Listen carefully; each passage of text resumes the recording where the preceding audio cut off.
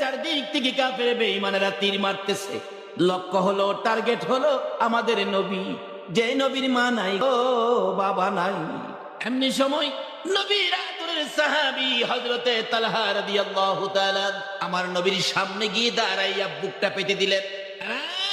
কাফের বেঈমানেরা, মার কত তীর মারবি, বুকটা পেতে দিলাম। আমার জীবন থাকতে রাসূলের গায়ে তীর লাগতে দিব না। একের পর এক তীর আসতেছে, কলিজাটার মধ্যে লাগে। কোন কোন তীর ডান দিক দিয়ে লাগে, কলিজাটা ছিদ্র করে বাম দিক দিয়া বেরিয়ে যায়।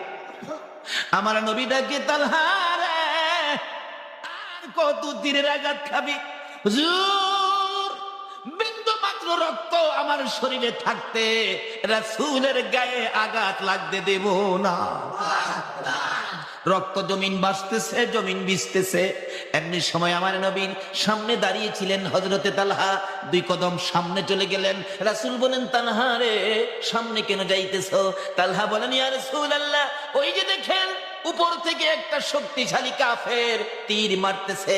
আমি যদি আপনার পাশাপাশি লাইগা থাকি, হুজুর গো, আমার মন বলে আমার কলিজাটা ছিদ্র করে পিছনে যাইয়া আপনার গায়ে লাগতে পারে। হুজুর, আমার মতো লাখো তালহার কলিজা ছিদ্র হতে পারে গো, আবার রাসূলের গায়ে লাগতে দিব না। এমনি করে তীর তালহার কলিজাটার মধ্যে লেগে গেছে, পিছন দিয়ে তীরটা বেরিয়ে গেছে। অল্পের জন্য রাসূলের গায়ে লাগে না। আমার নবী বলেন, তালহার দুইটা চোখের পানি বেরিয়ে গেছে। হুজুর, আর কলিজা মানাইতে পারি না। আমার নবী বলেন, তালহা রে, আয় আমার পাশে আয়। নবীজি তীরগুলো টেনে টেনে খুলতেছেন আর গনতেছেন। রাসূল বলেন, খুলি আর গনি, গনে গনে দেখি ৭৯টা তীর তালহার কলিজার মধ্যে লাগছে। এইভাবে নবীর উম্মতেরা যুদ্ধের ময়দান রক্ত দিয়ে ভাসাইয়া দেওয়ার কারণে আমার আল্লাহ এই নবীর উম্মতের জন্য বড় বড় পুটলা করে বাজেট দিয়েছে। জোরে জোরে কোন সুবহানাল্লাহ। আমরাই তো এই বাজেট পাবো, কারণ আমরার পরে তো আর এই বাজেট নেই না নাই। আমরাই তো শেষ নবীর উম্মত, আমরাই তো উম্মতের পালার শেষ পালা। কাজে আমরা বাজেট পাবো, কিভাবে নেব?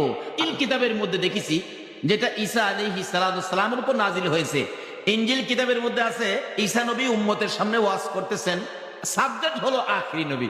আসলে সকল নবীর ওয়াজের সাবজেক্ট ছিল আখিরি। আসলে সমস্ত পৃথিবী সাজানোর কারণটা হলো আখিরি নবী। আল্লাহ বলেন, সমস্ত পৃথিবী প্যান্ডেল করেছি, মক্কা নগরকে স্টেজ করেছি, আর মা আমেনার কুলকে আমি আসন বানাইছি।